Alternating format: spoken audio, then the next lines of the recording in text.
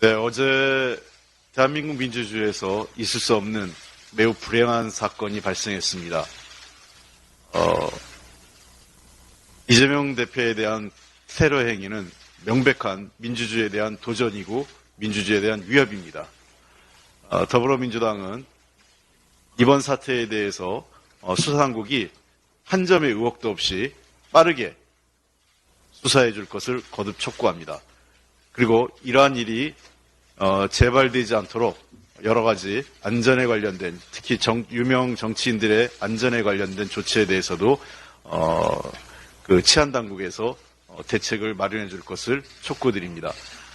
이재명 대표 테러 행위와 관련된 구체적인 입장은 의총 이후에 저희들이 정리해서 발표하겠습니다.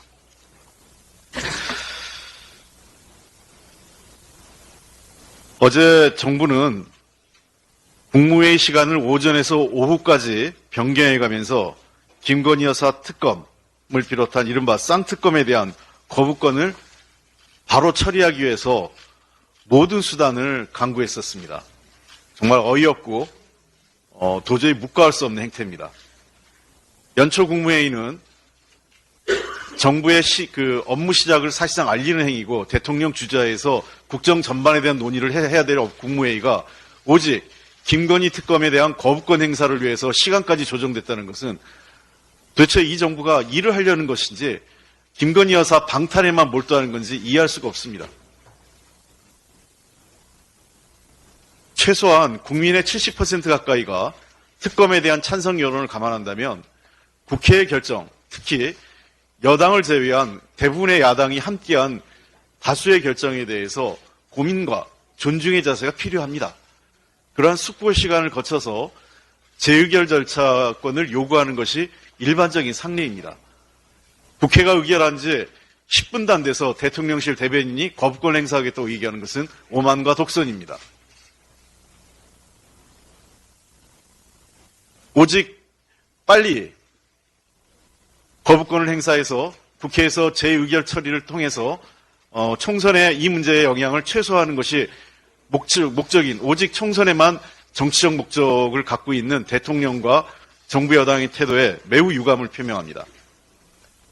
더불어민주당은 정부 여당이 하되는 대로 따라갈 생각이 없습니다. 다시 한번 분명히 말씀드립니다. 대통령의 거부권 제고해 줄 것을 거듭 촉구합니다. 대통령이 김건희 특검을 비롯한 쌍특검에 대한 거부권 행사 시 중대한 국민적 도전에 직면하게 될 것입니다. 아울러 만약에 거부권 행사할 경우에는 더불어민주당은 모든 법적 조치에 대해서 검토해 보겠습니다. 이미 제가 12월 중순에 권한쟁의 심판에 대한 여부를 검토하겠다고 밝힌 바 있습니다. 따라서 절대로 그냥 넘어가지 않겠습니다. 이 문제에 대해서는 더불어민주당은 국민과 함께 쌍특검이 반드시 관철돼서 법과 정의가 실현될 수 있도록 노력을 하겠습니다. 대통령과 한동훈 비대위원장에게 묻습니다. 법 앞에 예외가 없다는 당신들의 원칙은 법 앞에 대통령과 대통령 가족은 예외인지 다시 한번 묻겠습니다.